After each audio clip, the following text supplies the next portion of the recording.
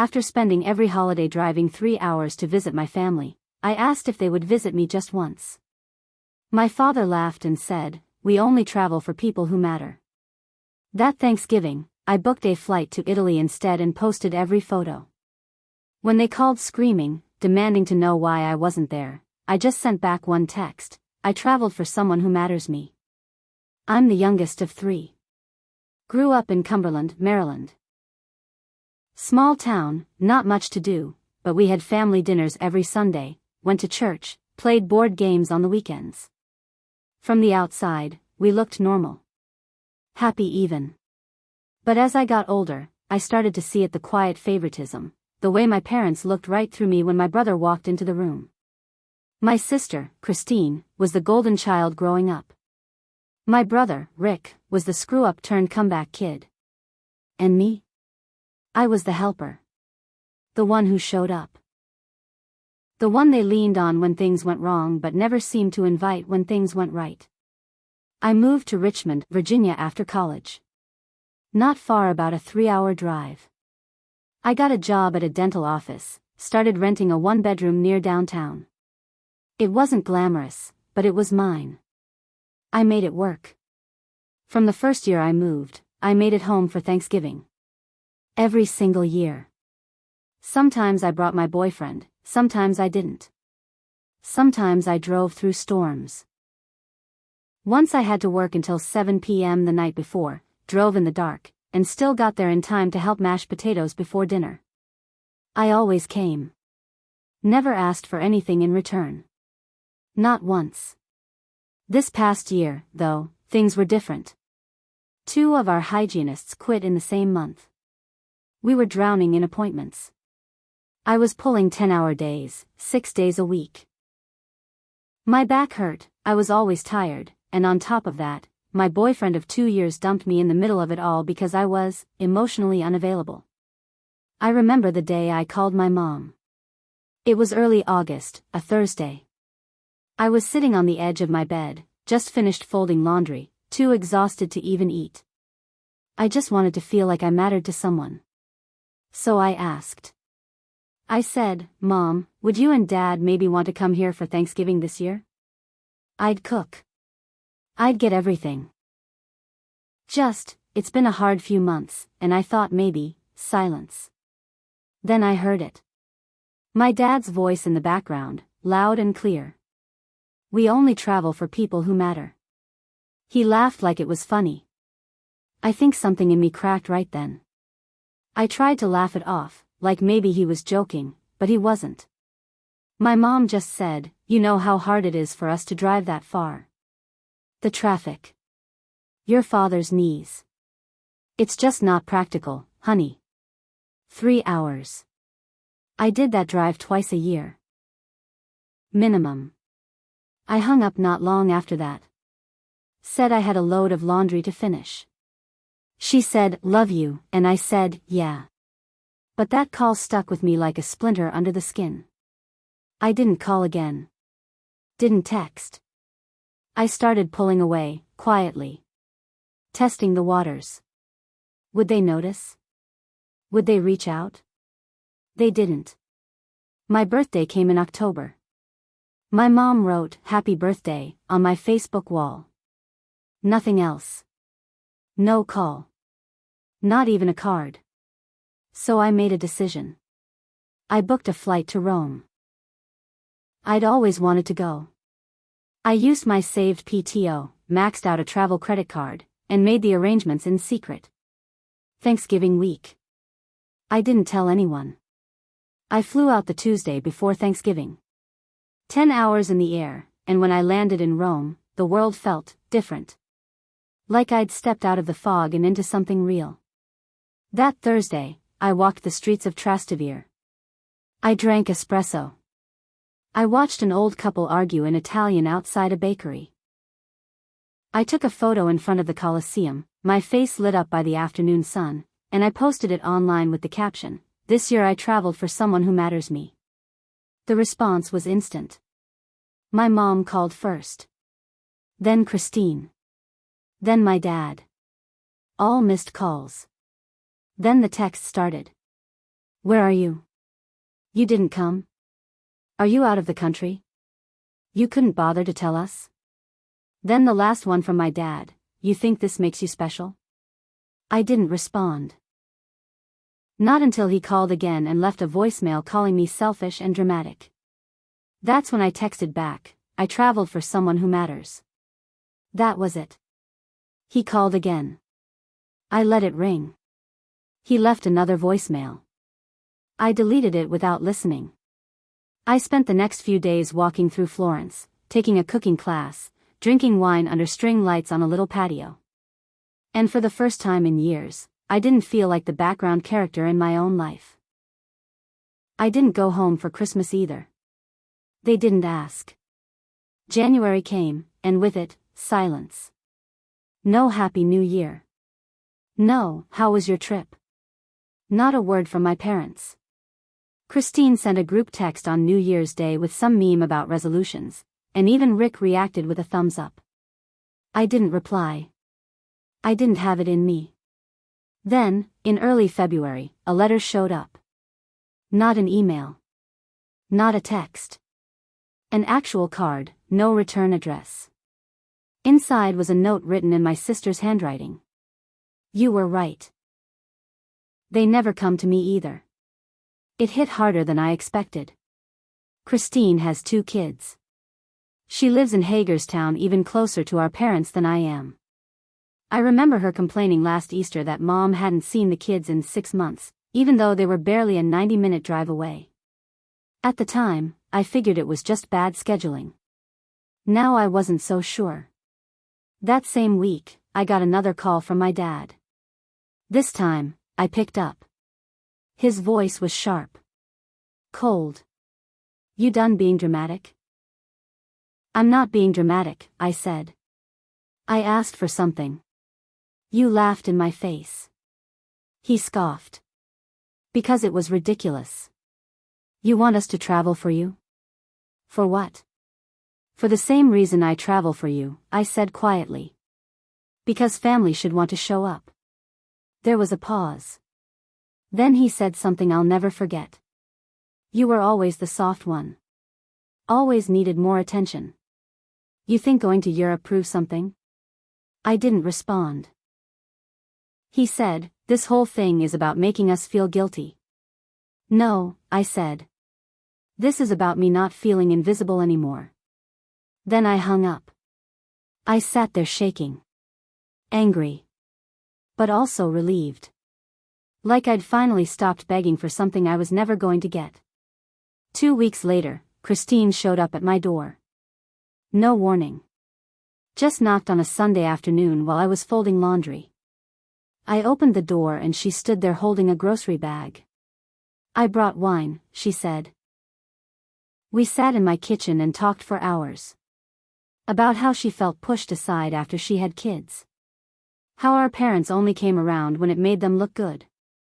How Rick could do no wrong, even when he stole from Dad's workshop to pay off a gambling debt last year which no one had told me. They didn't want to upset you, Christine said, rolling her eyes. I laughed, bitter. They don't want to include me, let alone upset me. After that night, Christine and I started getting closer. Weekly calls. A few visits. The kids came down to Richmond over spring break. We made pancakes and built blanket forts. I felt connected, for once. Then April came. And with it, the email. Subject line, Family Reunion June 15th from, Dad. No greeting. No apology. Just a group message sent to me, Christine, Rick, and a few cousins. It was at our parents' house, like always. Christine called me an hour later. You going? I said, I don't know. She said, they haven't changed. I knew that. But part of me still wanted to show up. Not for them. For me. To look them in the eye and show them that I was done being the forgotten one. That I'd stopped waiting for their love to feel like enough. I RSVP'd, yes. Christine did too. What happened at that reunion was not what I expected. I showed up to the reunion with Christine and her kids. We drove up together. I could feel the tension in the car as we got close, all of us quiet, even the kids. Her youngest asked, "Are Grandma and Grandpa mad at you?" Christine looked at me in the rearview mirror but didn't say a word. We pulled into the driveway around noon. Same house I grew up in. Same sagging porch. Same rusted wind chimes that clanged every time the breeze kicked up. Nothing had changed on the outside, but inside, everything was different. Rick was already there, holding court like always. His latest girlfriend was draped over him like a scarf. He made some comment when we walked in, something like, "Look who decided to join the family again." I ignored him. My mom hugged Christine and patted her kids on the head like she was greeting a neighbor's dog. Then she turned to me, arms half open like she didn't know what to do. I didn't move. Just said, "Hi." She gave a weak smile. "Glad you could come." My dad didn't even look up from the grill. The rest of the afternoon was weird. Polite. Too polite. Like everyone was waiting for something to blow. Every time I walked into a room, the conversation slowed down. Someone cleared their throat. Christine kept giving me little looks, like, "Are we really doing this?" Then, during dinner, it happened. We were all crammed around the long table in the backyard. Plastic chairs, paper plates, everyone eating off their laps. Rick cracked a joke about my Italy trip, loud enough for the whole table. "So, you planning to skip Christmas this year too, or just the ones where you're not the center of attention?" A few people laughed. I stared at him. "You mean the ones where I'm not treated like a burden?" That shut things up real quick. My dad looked up from his plate. "Don't start." "No," I said. "Let's start. Let's talk about how I asked you to come visit me for once, and you laughed at me. Let's talk about how you said you only travel for people who matter." He went red. "I never said that." "You did," Christine jumped in. I heard it. The table got quiet. All you could hear was the wind.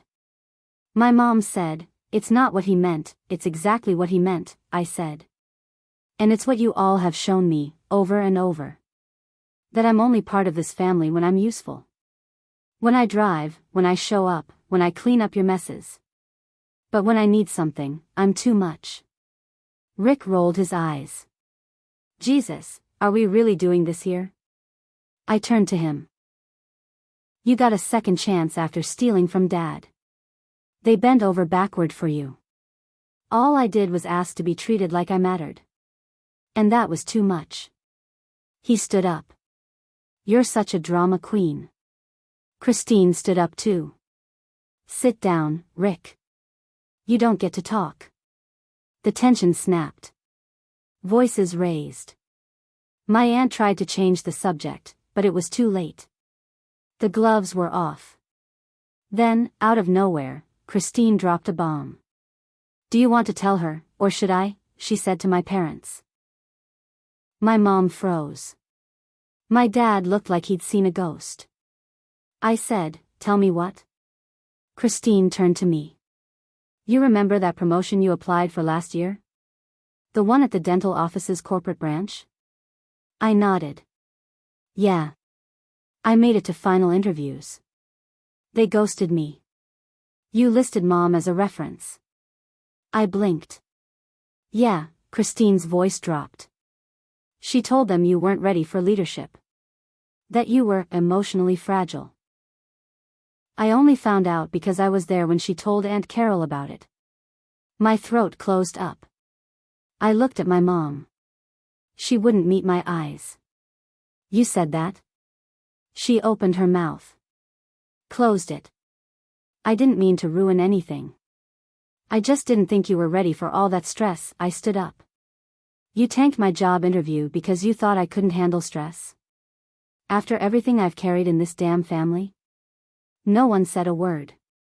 That was the moment I realized I wasn't mad anymore. I was done.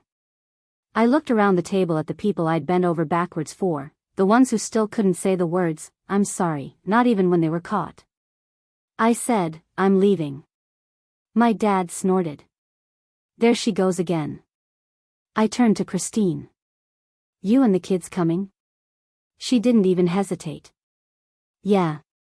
And we walked out together. We got into the car in silence. Christine's kids were quiet in the back seat, sensing the shift. We didn't speak for most of the drive. Just miles of road and years of weight finally lifting off our backs. When we got back to Richmond, Christine stayed a few days. We drank wine on my balcony and laughed real laughter, not polite chuckles, for the first time in months. She said she felt lighter too. "I should have stood up for you sooner," she said. I shook my head. "I should have stood up for myself sooner." She nodded. We both got caught in their rules.